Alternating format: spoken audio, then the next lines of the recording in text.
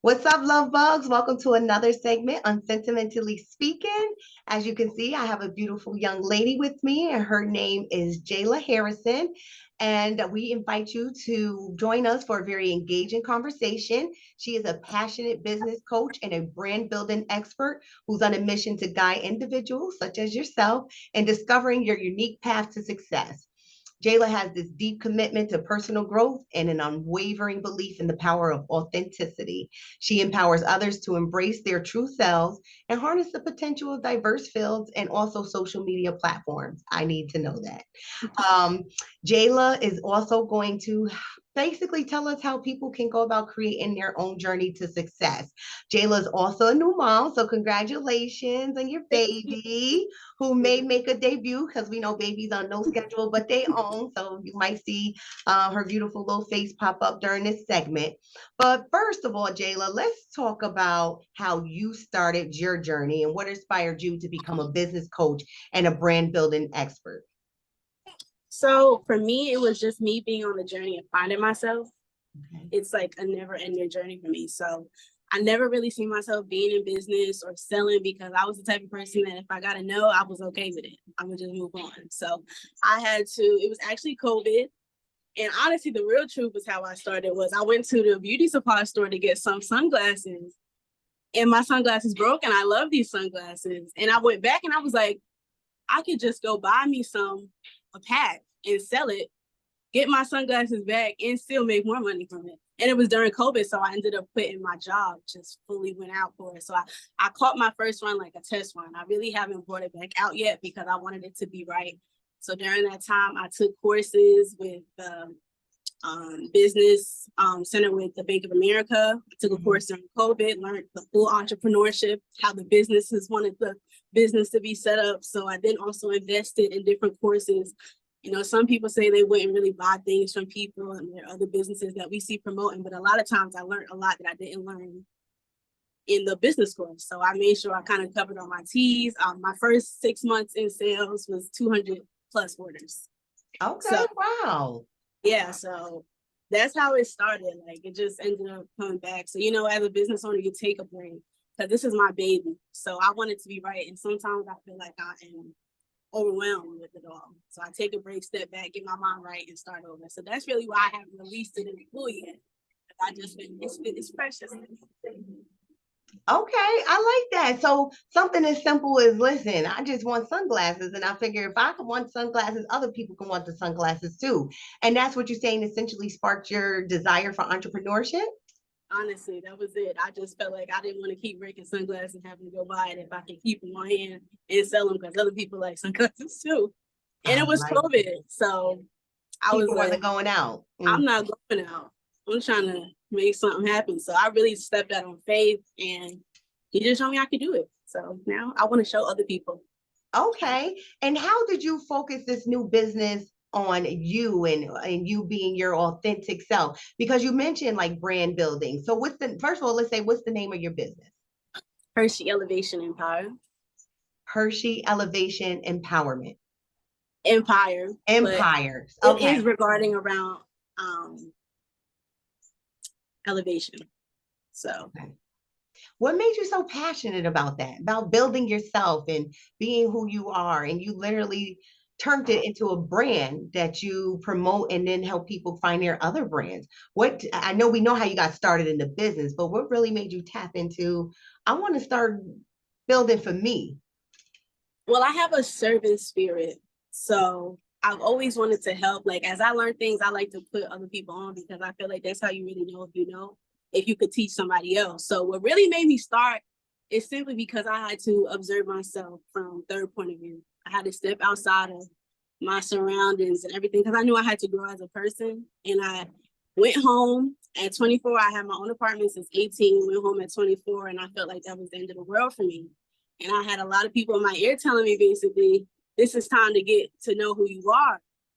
Like you're gonna have to sit out for a little bit because I like to go travel and things like that. And I felt like a failure as 24-year-old. I've been out since 18. Like I can't believe I'm back home. But that was like the best time of my life because I really had to look at the bigger picture.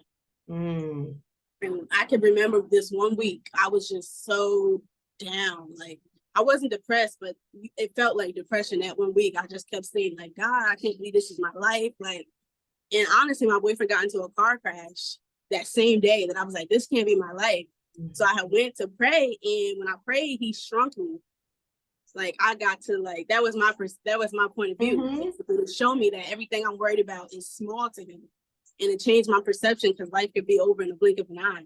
So I wanted everybody to know that if you could change your mind, you could change your life. I got a promotion in less than 2 weeks after that, because I started going to work. Like, I get to go to work. I get to have a job. I get to wake up and try to get it. As long as I'm my best version, by 1%, I'm like, I'm working towards something. And it changes your mindset. And I know there's a lot of people looking at their circumstance and feeling like, I'm gonna be here all day, all my life. And that's like the complete opposite. Anytime, any change. So that's my perception.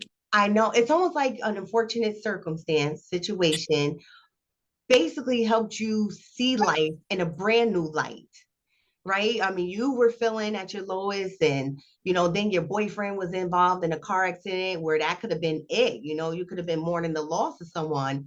And instead of that putting you deeper and further into this, very despondent place, you was like, hold on, this could be a new beginning for something really great. And I like that you said that, because it sounds like you really began embracing your true self and what you can give to the world. And how do you use that to coach others and help them build their brand strategies? How do you basically take that and then say, I'm going to help you be your best self?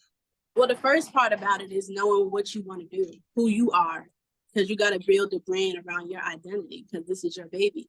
So I first like to bring out what's going on. I like to build a relationship. I want to know, like, you talk to me, because a lot of times it's easier for you to tell somebody than actually do it.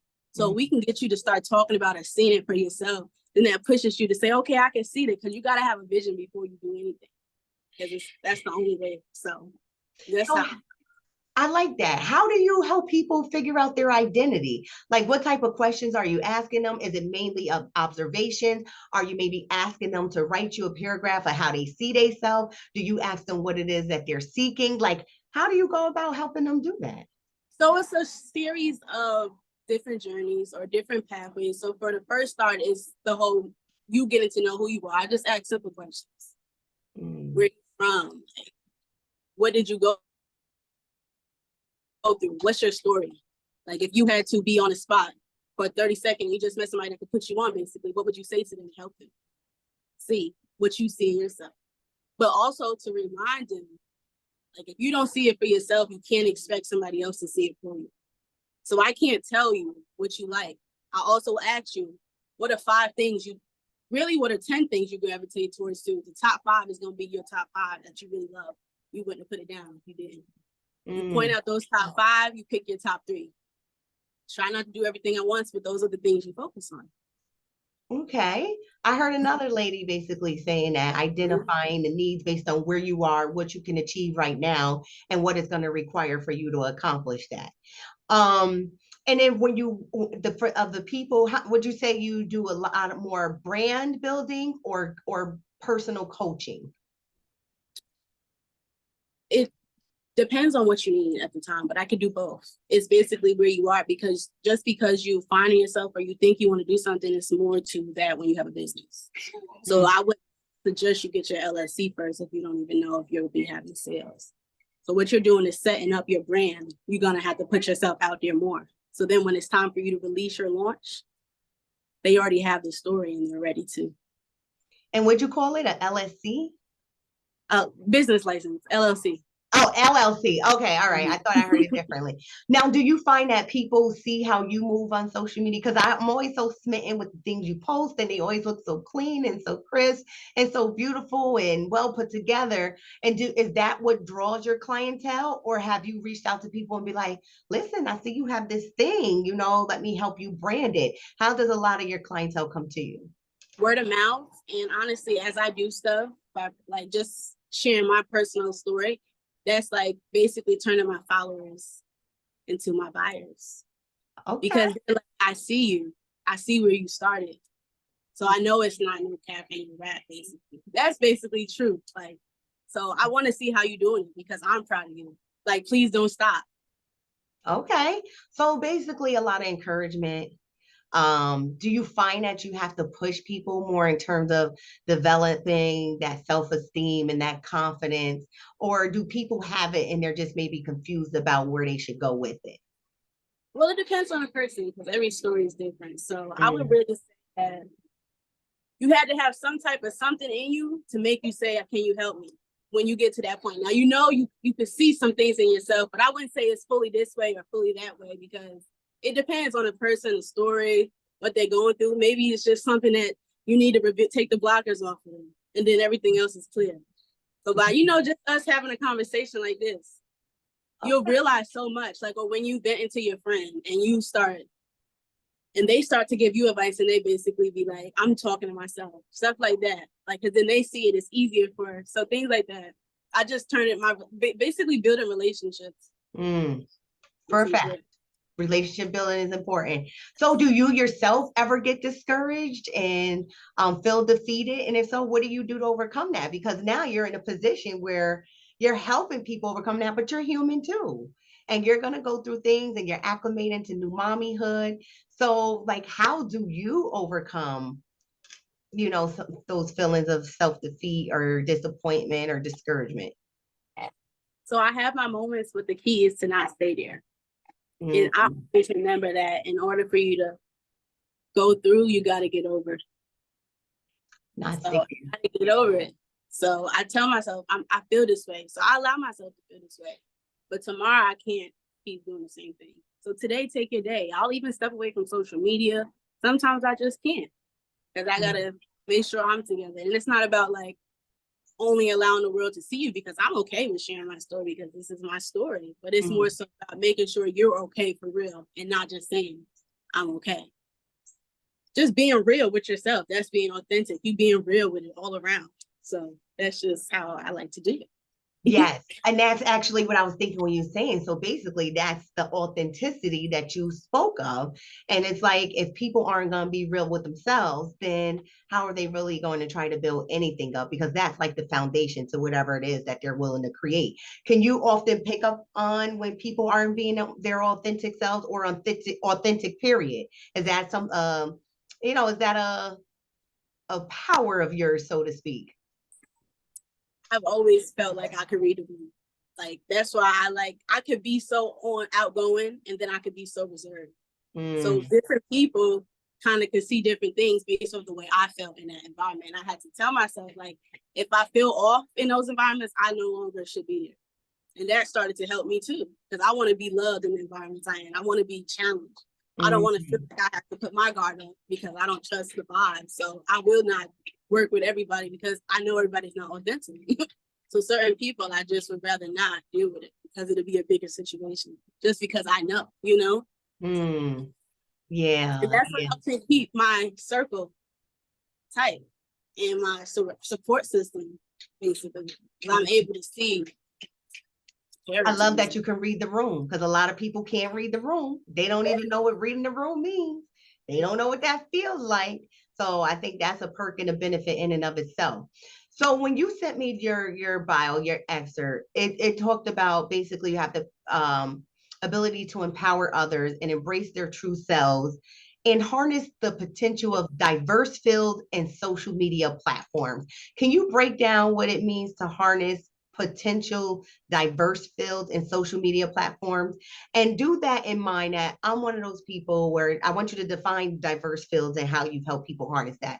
But for people like me who don't embrace social media, like I'm not a Facebook person, I have not opened myself up to TikTok. I barely enjoy the Instagram platform. Like with that in mind, how are you helping people to deal with diverse fields and social media platforms?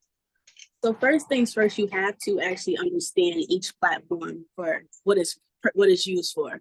Okay. So it's really more so for family and friends. Instagram is more so for putting yourself out there marketing, which is now TikTok too. TikTok is like the easiest way to come up because you don't got to be famous. You don't have to have a certain amount of following. You just got to put the right video, put the right content. What do people want? Entertain them, keep them more interested in more than 15 seconds or however long the video is. You just got to put out information, really put out something that the people is looking for. So that's where building your audience comes from, by knowing what platform. Pinterest is another way, a good one. That's just pictures. It's hard to be not happy on Pinterest because it's nothing negative, it's no words, it's just pictures, it's mood boards. Your vision, you get to put your visions together and give you ideas, kind of ignite that creativity. Twitter, that's the rough crowd, that's the young crowd, but it's a lot of, you know, political people, because that's the people keeping up with everything. What are you doing now? That's Twitter. What's going on right now? So it's first knowing the different platforms and where you want to be, right? And then it's having a niche, but not niching down, because you are multiple things in one. You're just specialized in this thing. So you put this out because you don't know what your audience really wants to see or how you can really get your clientele. You turn your followers into your buyers. You show them who you are, but don't get so caught up, because it's easy to be out here now and get influenced and see that somebody is going viral and you say, oh, they went viral, so I want to do that. But everybody ain't you, and everybody can't tell you a story the way you can tell your story. That's what makes it. The ones that you see everybody is influencing is because they were themselves for the most part. And some people be perpetrating, but you know, a lot of people is their authentic self that people look up to, and they're just being themselves. And I feel like everybody could get there if everybody was being themselves. It's just so easy to be influenced by possession, materialistic things, but most of the time it's fake anyway. So it's stepping outside of all of that and saying, this is who I am. This is what I want to put out in the world. If I died tomorrow, this is what I wanted the world to see me as. So using social media for your stage and how you want the world to view you. It's not get on here and keep up with Sarah from down the street. This is what I'm doing. This is how I can help. This is my perception, at least. This is how I want to serve. This is how I want you to see me as. And yes, I'm not perfect, but this is my journey.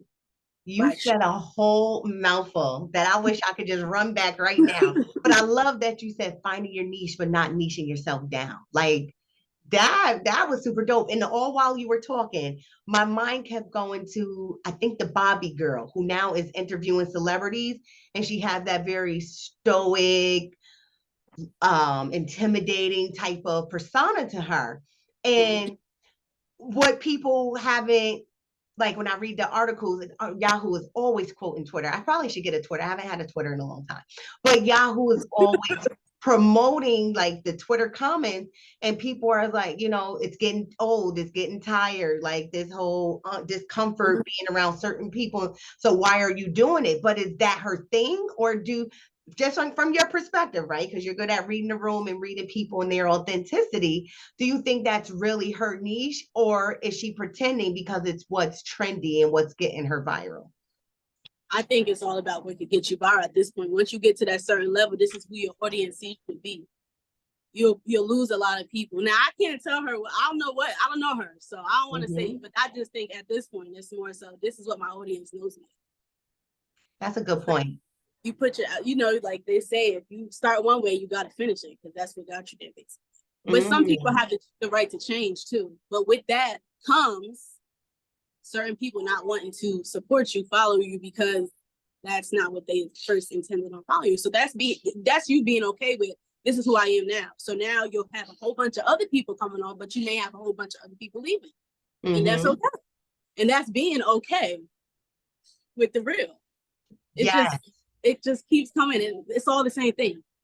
Be yourself. Yes, because I appreciate when you go that. viral, and you go viral off the wrong thing, now you like, dang, I shouldn't even put that out there, because that's what they know me for anyway. So it's about being okay with, this is who I am, you know? Yes, because even if you start one way, you don't have to finish that way. And I appreciate you saying that, because the person I am today, I might be totally different in 10 years. So if y'all get in this feisty, you know, opinionated and, you know, witty person, and then 10 years from now, I'm a little more modest and, you know, laid back. And that might turn off original supporters, but it might be like, oh, I really like her laid back, cool, chill personality. I don't know if I'll ever be that lady, but there's the potential to evolve, because we're That's so funny. Change. That's so funny that you said that, because that's what I'm going through right now. I know I'm 26, but I feel like I'm stepping into a more modest. Like at first, I wanted to be a baddie, a bad bee. And I'm stepping away from becoming a bad bee, and I want to be a woman of virtue.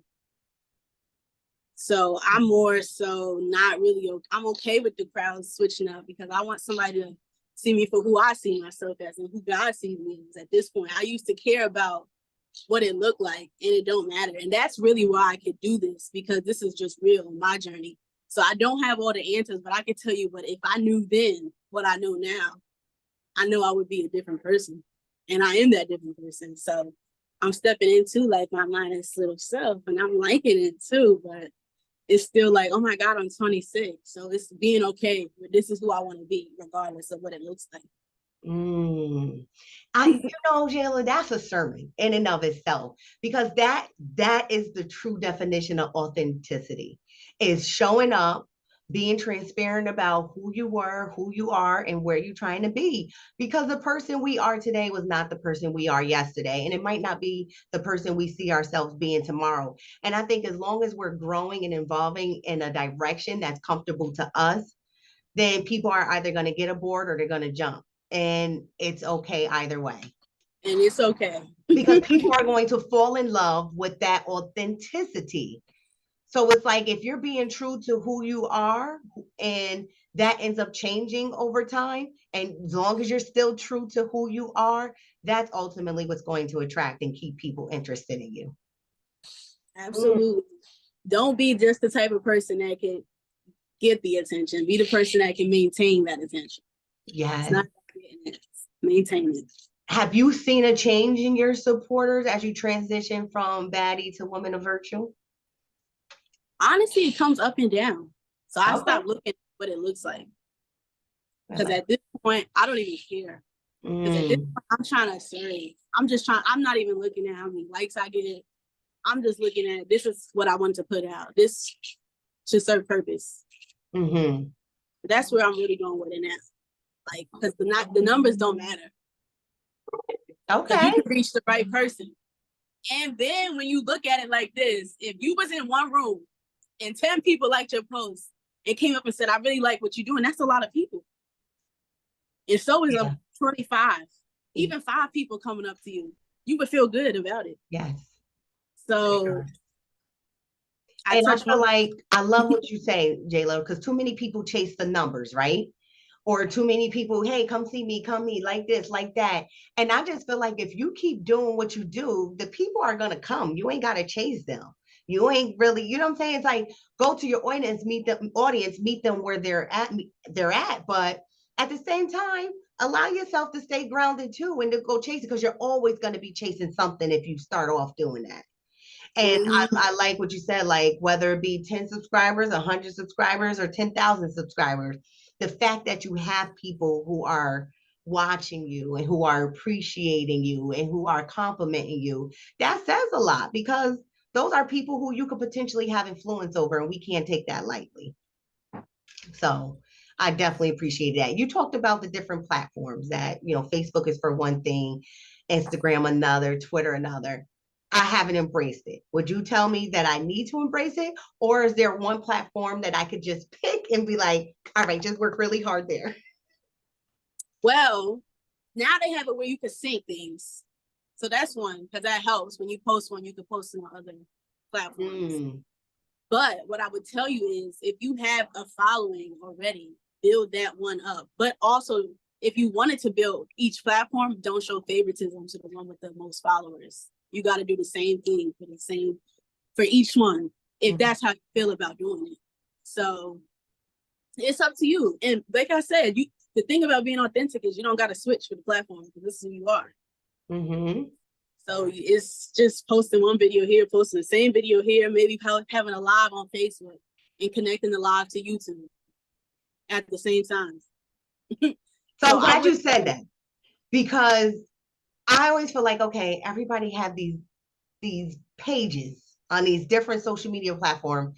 Why should I follow or connect or befriend on every page, and I'm seeing the same content across the board. That could become, I never forget, I was in economics, and my economics teacher taught us about the law of diminishing marginal utility.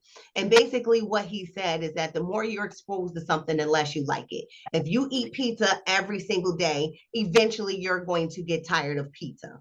As a branding expert and as a personal coach, how do you encourage people to continue building their brand, to continue being new and refreshing without basically overexerting yourself and what's the word I'm looking for? Overexposing people to something where they'll eventually get tired of you and mute your shit because they're over it. Like, because that's a thing too. First of all, I would say promote yourself, promote yourself, promote yourself. Because who want to see it, they gonna see it anyway. Mm-hmm. They gonna want to see it. So you gonna make them see it if they ain't trying to see it. If they don't want to see it, they don't exist anyway. So I say promote. But on the other hand, I also say when it's time to give yourself a break, give yourself a break. If you feel like it's driving you crazy, it's too much, you got to do it because you love it, not for it has to have a purpose. So like I said, I want to put more stuff out that serves a purpose now. But also being mindful of if I can't do it today, that's okay. Yeah. I don't want to just think, let me post a video to make some money. It brings the value down, and it's also messing up my true intentions. Your intentions got to be pure with what you do. So that's just how I feel. And a lot of times when you just put something out, you're not expecting it to do the numbers. That's when it blows up anyway. Like don't worry about it too much. And then you think about what's going viral, like which is taken away from what you really see and what you really want to do, because you're trying to compete and go viral because everybody's doing the same thing to go viral. But like you said, that gets tiring too, to the point where you like, I want to do something different. I want them to see something different. So just being raw and authentic, like just keep putting, I would say keep doing the same thing, but also you got to remember, like you said, you're not on Facebook, you're not on Twitter. Some people are not on Instagram, so they're on Facebook though. So you got different followers for different platforms. So you got to remember that too. They don't see what's on Instagram, because they're not on Instagram. They don't see what's on Facebook because they don't use Facebook. They only use Instagram. So that's why they put it on multiple platforms, because they have different followers for each platform. And even though you may have those overlapping supporters, it's probably fewer than you think. So it's best to share your content on these different platforms so that the people who are basically supporting you on those is getting the exposure and the content. Okay. All right. I like it. So what do you do to basically keep yourself ingrained in the business, to keep your knowledge up, to keep your expertise up? Like what does Jayla have to do in order to keep her skills sharp if she's going to be coaching people and helping them build their brands? Number one, never get comfortable. Number two, like I said, like be a lifelong learner. Because that's what I like to consider myself as. So I'm okay with investing in myself, investing in the course. Like it's to the point where when I got out of college, I was like, I don't have no homework. I don't know what to do. So I invested in that woman's business course and learned a lot. Then that made me get my certificate in another area to shine at my corporate job. Okay. That I invested in by myself, but they paid for it once I finished. So you got reimbursement. But now I got more friction going on at work because I took it upon myself to do something. Then they said, we're going to reward you for your labor. So taking an initiative, not being lazy, keeping a routine. And I since I've been a mom, I've been slacking. So all this I'm saying, I ain't doing it right now. I'm trying to get to that point again. But it's important to do those things to be successful. I always write my goals out. I write it for the year, I write it for the season, and I write it for the month. First of all, I would challenge you to say you're not slacking, you're adjusting, you're acclimating, and that giving yourself the opportunity to adjust is a-okay. Motherhood is nothing to sneeze at. It's no joke. It's not like, starting a new job, doing customer service or anything like that. It's a big deal. You got a human being that's relying on you to be your best self every day. They don't know that difference. So, You're definitely not slacking. You're acclimating, and Yes, that is okay to do. So what I wanted to ask you, Jayla, right? So when um I guess for me, right? What tips or strategies can you give people who are looking to basically create a personal brand for themselves, but just don't know how to start? Like, if you want to use me as an example, I'm somebody who write books. I love poetry. I have this sentimentally speaking platform. I also have I also want to start a an ebook on customer service because I've been in the game for 25 years. I also have impeccable time management and I want to teach a course on that. Like whatever it is, you just got somebody who comes to you and they're like, here's my stuff. Where do you help them start? well, first I asked, what's the most important? What's the most important thing that's important to you? Like that, because that's what we're gonna go on first. All that will come together, but you focus on the truth, your first important. Then I would ask you, like, do you have an audience, a group of supporters that always that follow you no matter what? Because I feel like in order to build your brand, to be successful, you have to have some type of support already. But I also say start today. Okay. The more you wait, is the more you're holding yourself back. So if you know you want to do something, you got to see yourself for the author, the poet, the course writer, and put yourself in rooms that you could grow from. Because a lot of the things I didn't know, it was because I was around people that were doing it already, showing me how to do it. Because that's how you'll keep up with what's new in that industry, surrounding yourself by those people. But for you, I would tell you, where's your audience at? And I would tell you to go on each platform and put yourself out there, because it's easy to make content. You could do voiceovers, you could do storytellings. It's just with different perceptions. This could be all over the place. What we doing now, your shows could be all over the place. Like I see it for you. But you see it for you. Exactly. And that's the part of coaching, right? Getting people to see the potential in themselves that you possibly see in them. Exactly. And personally answering the question, I don't, because I do a lot of this stuff for fun, as pastime. I don't think beyond the simple, it's a hobby for me. But people probably like, yo, she got something going. She could really take this and go further. So maybe I will solicit your service when I'm ever in a position where I want sentimentally speaking to be a brand for me. And I haven't gotten there yet, but I appreciate that vision you have. And I think a lot of people will come to you and don't have the vision. And that's part of the beauty of your expertise, right? You can help them see that vision. Honestly, in my point of view, is just simply saying to you, like, well, I'll put it out for free when what you're saying is valuable. I had to stop doing things for free because you know what happens? People don't appreciate free. They take it because it's already out there. So I had to say to myself, let me put some tax on it, because they not picking up when I'm throwing down, because I didn't. So You know what that just made me think about? I once read something and it says poor people usually engage in things because they're free. Rich people usually engage or purchasing things because they cost or they're expensive. So when you think of artwork and to us it might be like, I wouldn't pay $15,000 for that block, but the value of it really is in the eye of the beholder and the person who created it. If they're putting a price tag on it that say 15,000, the rich is going to see that and be like, it's worth it, but they might not appreciate the thing that you're saying is free. Let me put something on it, because y'all know I work in corporate, I work in finance. Go ahead, bring us home. That's my final. I work in a financial professional, so that is the difference between Black people and white people when it comes to life insurance. We look at it as another bill, and we all need it. White people look at it as a priority. I don't even mean to put white in color, but that's the difference. You got so many business owners starting with insurance money. And think about it. If all these Black people that the cops killed had insurance, you don't think the insurance company would say this is enough? So that's it right there in a nutshell.